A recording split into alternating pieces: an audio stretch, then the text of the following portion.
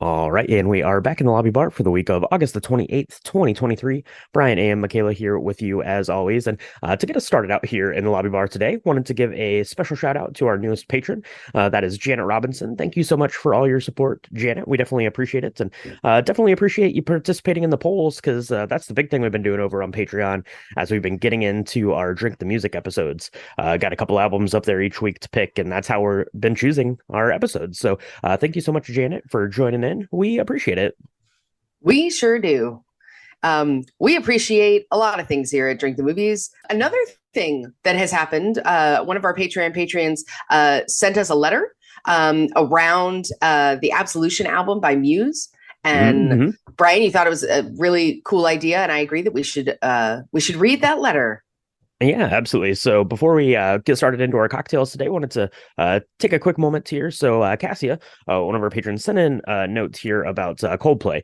So we just covered Viva La Vida, and she wanted to kind of share her thoughts on that. And that's been one of the kind of fun things transitioning to music, is it's opened up like a whole different kind of dialogue than we had around movies. So that's been pretty fun. So Cassia says, just going to read through this here. When I was in high school, I had a Newsweek subscription, and at the time the album Viva La Vida was released, I remember reading an article saying that all Coldplay songs were identical. So I, being an impressionable teenager, agreed with the article and considered Coldplay and their music overrated. Come on. In college, though, my first batch of roommates loved Coldplay. Milo Xyloto was, which I was told was Chinese for beautiful music, came out that semester. My roommates made me a copy, and I love listening to it. That album reminds me of where I was and about my first year at college whenever I listened to those songs. Milo Xyloto is a prominent and positive memory from that time. I love the songs Princess of China and Paradise, but my favorite and most nostalgic track from that album was A Hopeful Transmission. I love messages of hope. I felt this album's theme was about believing in hope despite our dreams and idealizations being shattered. That message still resonates with me today. On a quick aside, I've not listened to Milo Xyloto in a long time. Michaela, are you super familiar with that album? I am not. Okay, well, I guess we have our own homework to do here. So back to the letter. Milo Xyloto and Time helped me change my mind about Coldplay. They have consistently been a solid and consistent band. Their songs have consistently been with me and listening world since the early 2000s. They have multiple hits every year. That's amazing. Revisiting Viva La Vida with more life experience behind me was a revelation. I believe this was Coldplay at their zenith. They're up there with U2 in my mind. And Brian sent me his extra Viva La Vida CD. I did, yeah. And I bought the CDK special on Etsy, and it's been fun listening to. I love examining the intersection between life, Fallables, love, and death, and Viva La Vida is the perfect album for provoking these thoughts. If you haven't, check out Chris Martin's interview with Howard Stern. Martin explains how he visited Frida Kahlo's house and saw her painting Viva La Vida, which inspired him. Later wrote the song, which poured out in one go. I wish I could do anything that good in one draft. He also sang the song live and acoustically and sounded exactly how he does on the CD. If I ever get a vinyl player, Milo Xyloto and Viva La Vida are most likely the first records I'd procure.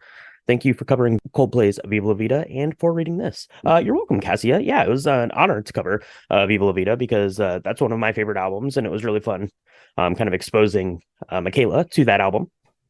Yes. And it was fun being exposed to. I gotta say, I think Cassia, you and I really this really resonates with me. This idea that being an impressionable youngster and being told what's good, and then having a little bit of life experience and being exposed to different experiences, and where you get to decide for yourself what's good. In music, in movies, in all forms of entertainment, in life in general, in friendships. I think that's so real. And I really love that because that's kind of how I felt, right? We talked about this a lot. But I mean, I listened to Coldplay's Yellow and was like, I could never listen to that song again because it was so overplayed. And so I really missed years out of my life enjoying this band because I made that snap judgment when I was 22 and thinking that I knew everything, right? So I think that that's really great. And I do love that this album and this band means so much to so many people, and that we can explore that conversation in a different way than we've ever been able to talking about movies before. So that's really also very special. Yeah, absolutely. Because it's, and, really good movies do this too.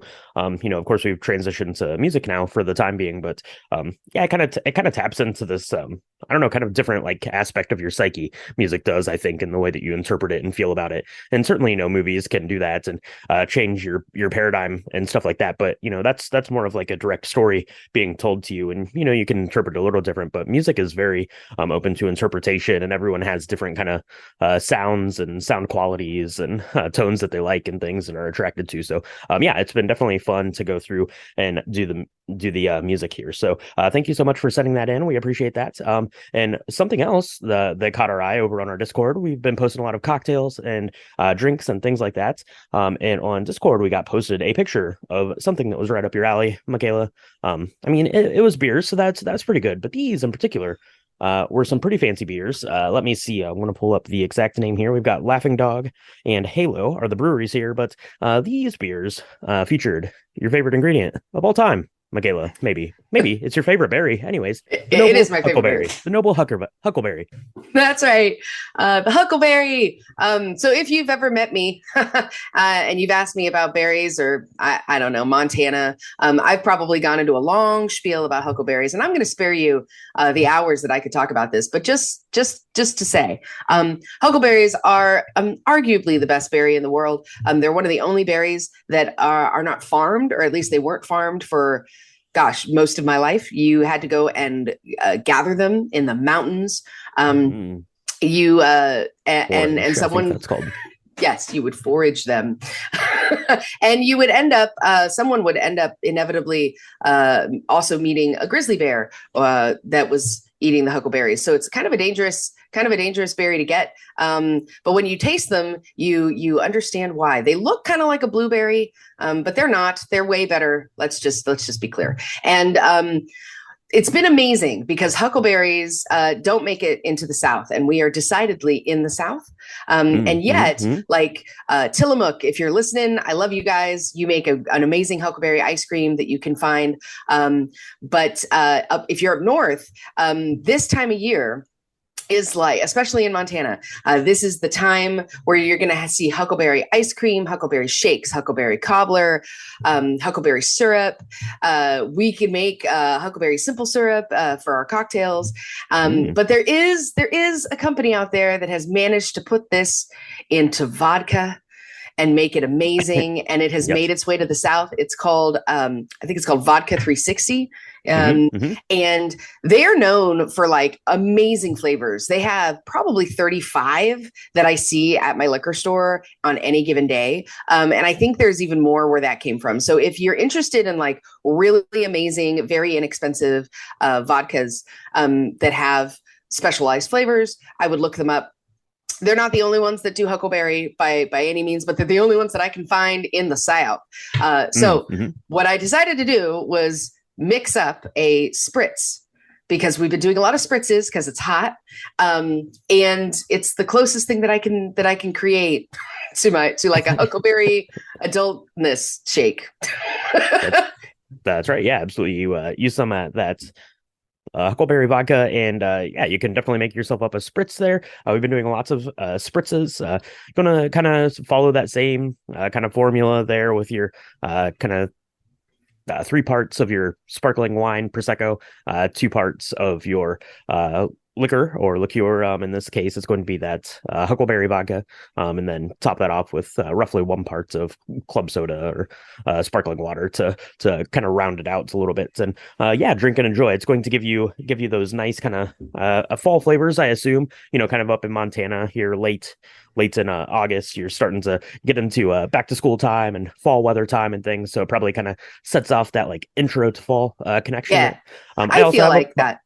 I also have a bottle of this vodka that you actually gifted me as a kind of a housewarming gift, which I'd only recently cracked into when we were talking about all things Huckleberry. I made myself up a Huckleberry Moscow Mule, right? So just regular straight up Moscow Mule, except I use the Huckleberry vodka. Pretty good. Taste of fall for sure. Yeah, it is definitely. I really like the 360s version because it's just sweet enough. You don't have to add any simple syrup or anything to it. But it's not too sweet. I think that if you're going to do that, if you're going to do a spritzer with it, just make sure that you watch wouldn't put too much in. I think I like your 1 part, 3 parts, 1 part. I like that Mhm. because I've made the mistake of putting too much in, and then it's almost overwhelming. You don't get as much of the effervescence uh, of the bubbles, and it Mhm. can be kind of syrupy because it is a sweetened vodka, but it's very good, and I really recommend anybody, if you see Huckleberry on a menu item in your life, you should try it because they're hard to find, and they are really good. It's my Montanan coming out, my mountain girl. There you go. So if you have any Huckleberry inspired ideas, send them our way. Or if you're making it to a Huckleberry festival, say you're in Montana and doing that, let us know, send us pictures, all that good stuff. And you're going to want to make sure that you are staying tuned to the podcast. We've got a new album coming this week. Last week, we covered Absolution by Muse. That was a really good time. And this week, we are putting on our dancing shoes and we are going to be covering Madonna's 1984 Like a Virgin. So definitely looking forward to that. And stay. Keep your eyes peeled coming out on Thursday, like all the episodes do. So make sure you do that. Send us pictures of huckleberries. Thank you again to Janet for joining us on Patreon. We hope you enjoy your time over there. And thank you so much for joining us in the lobby bar. We'll talk to you next time.